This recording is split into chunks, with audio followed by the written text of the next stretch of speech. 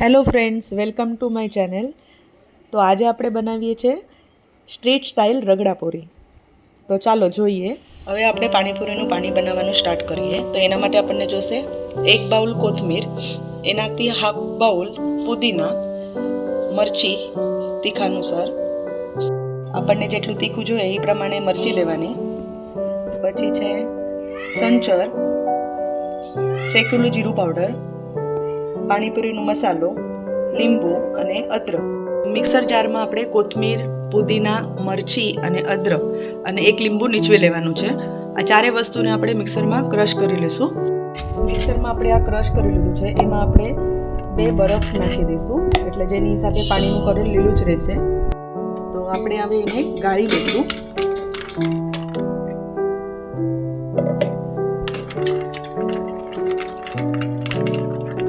હજી આપણે આમાં પાણી નાખી ગાળી લેવાનું. આપણે આમાં ઠંડુ પાણી મિક્સ કરીશું. જેટલું પ્રમાણમાં આપણે પાણી બનાવવાનું છે એ પ્રમાણમાં આપણે પાણી લેવાનું. હવે એમાં આપણે પાણીપુરીનો મસાલા એડ કરશું. 2 ચમચી જેટલું લેવાનું. પછી છે સંચર, એ 2 ચમચી લેવાનું. પછી 1 ચમચી શેકેલા જીરાનું પાવડર. આ બધું આપણે મિક્સ કરી લઈશું. આપણે આ પાણીપુરીનું પાણી રેડી છે. હવે આપણે રગડો બનાવવાનું સ્ટાર્ટ કરીએ. રગડો બનાવવા માટે વાફેલા બટેટા લીધા છે અને વાફેલા વટાણા લીધા છે. આ બટેટાને આપણે હવે સ્મેશ કરી લઈશું. આ વાફેલા વટાણા છે એને આપણે ગાળી લઈશું. આ પાણી આપણે જવા નથી દેવાનું. આ પાણી આપણે રગડામાં યુઝ કરી લઈશું. આ વટાણા હવે આપણે બટેટામાં મિક્સ કરી લઈશું. આ સ્મેશ કરી લેવાનું.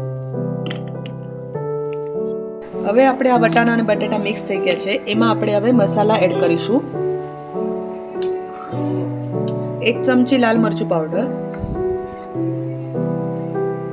1 ચમચી ધાણા જીરું પાવડર, 1 ચમચી ચાટ મસાલા, 1 ચમચી પાણીપુરી મસાલા અને 1 ચમચી સંચર. અને એમાં આપણે કોથમીર અને પુદીનાની પેસ્ટ કરી લીધી છે, એ 1 ચમચી એમાં એડ કરીશું. આ આપણું રગડા માટેનું મિશ્રણ રેડી થઈ ગયું છે. હવે તવા ઉપર આપણે ઓઇલ લગાડી દઈશું. આપણે જે રગડો બનાવ્યો છે એ આપણે તવા ઉપર પાથરી લઈશું.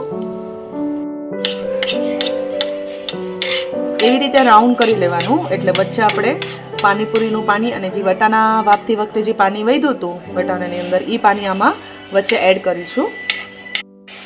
હવે એની ઉપર આપણે સહેજ કોથમીર પાથરી દઈશું અને ઉપરથી આવી રીતે લાલ મરચું છાંટી દઈશું. અને હવે આપણે ગરમ કરવા મૂકી દઈશું. હવે આપણે આમાં વટાણાનું જે પાણી હતું વાપરેલા વટાણાનું એ એડ કરશું અને પાણીપુરીનું પાણી એડ કરીશું.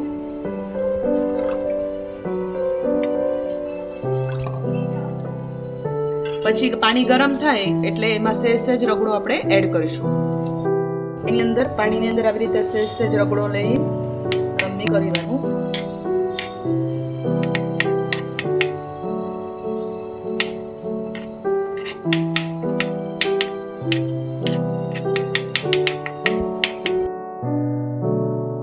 ચાલો હવે આપણે પૂરીમાં 1 ચમચી રગડો ભરી લઈશું.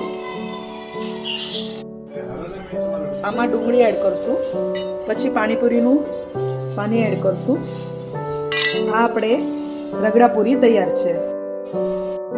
રગડાપુરીની ડીશ રેડી થઈ ગઈ છે.